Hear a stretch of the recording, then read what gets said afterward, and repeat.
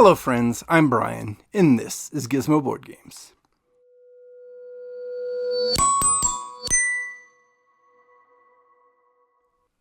We've started another month, June of 2025, which means it's time for me to do my first impressions of all the new to me games I played in the previous month May. And in May of 2025, I played 3 plus new games, and we'll get to the plus here once we get through the rest, because I'm going to do this like I've been doing, alphabetically, starting with the first one, Agricola.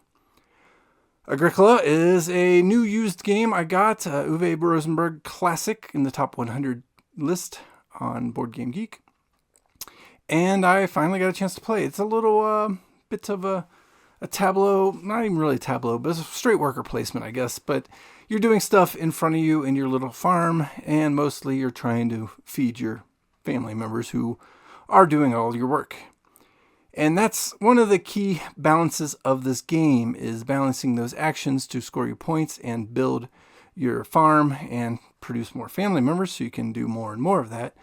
But the more family members you have, the more you got to feed them, and the more you're struggling turn to turn, or well, really round to round, but as later rounds come, it's really turn to turn, feeding them.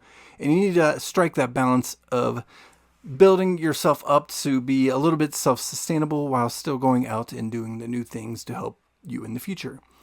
And I might not have played the best strategy. I did play this solo. I don't remember if I mentioned that already. And it was an alright game, but I really felt like half the game I was just fighting to get the food and almost struggling at that. And that was solo, where I controlled the whole board. So I can only imagine how much of a struggle that is when you got more and more players involved in this game. And so I can't really imagine myself liking it more with more people because of that aspect of just struggling, fighting the game. And there are different ways to do it, but you're kind of stuck with the 14 cards you have. You have 7 occupation cards and 7 improvement cards. And that's it. There's no way to get new ones in. There's a big deck of them, but you're stuck with the ones you start with.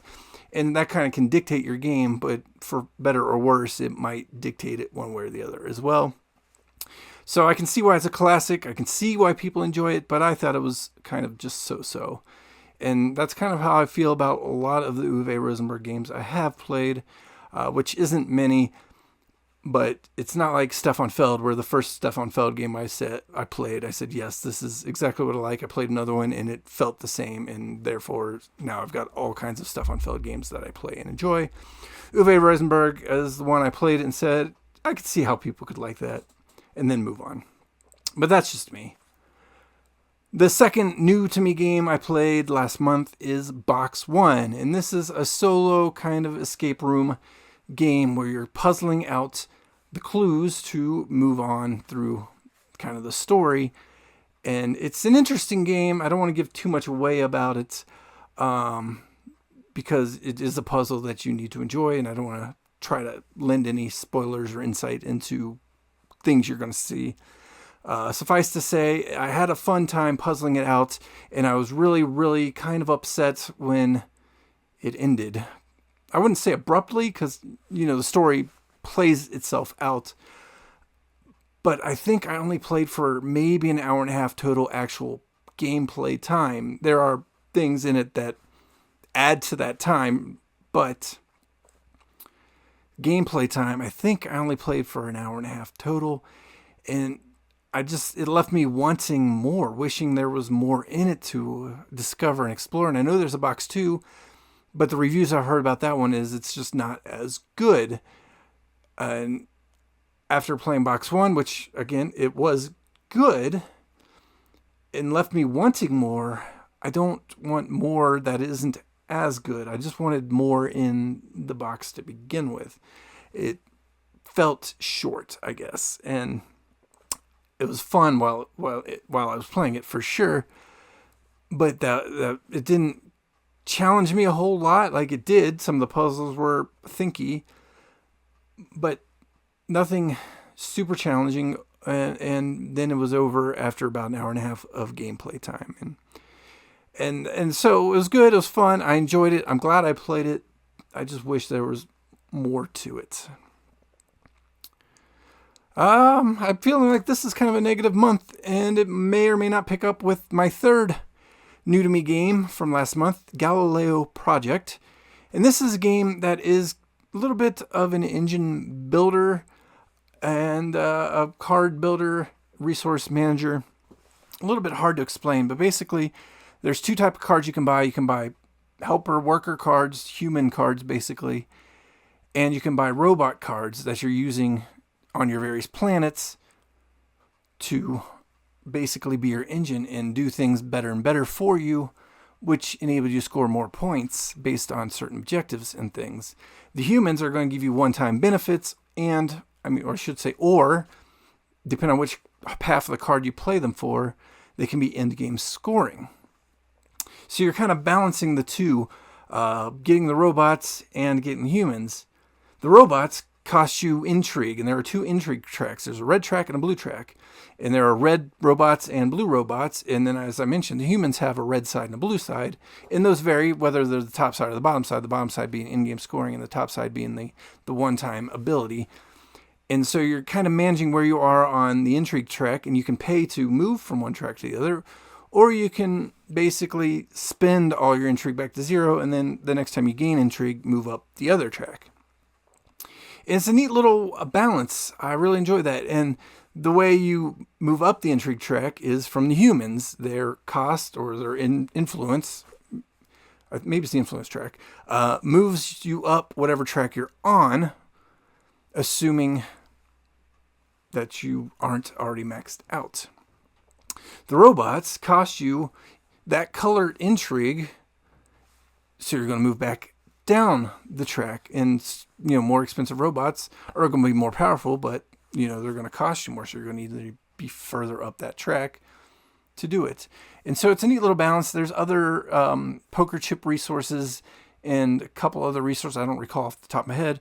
So you're also managing those in the game.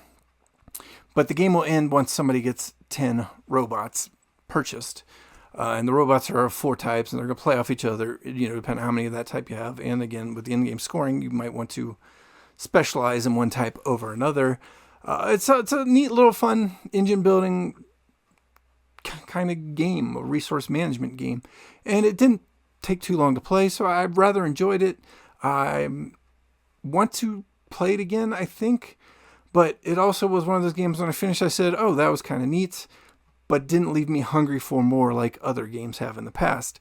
So I enjoyed it, but I feel like this month I've been mostly lukewarm on all the games to varying degrees. And that's going to happen, I guess, law of averages and all. So all 3 games I enjoyed and would play again for sure, but none of them left me craving. Well, box 1 I wouldn't play again. It's a one and done, but...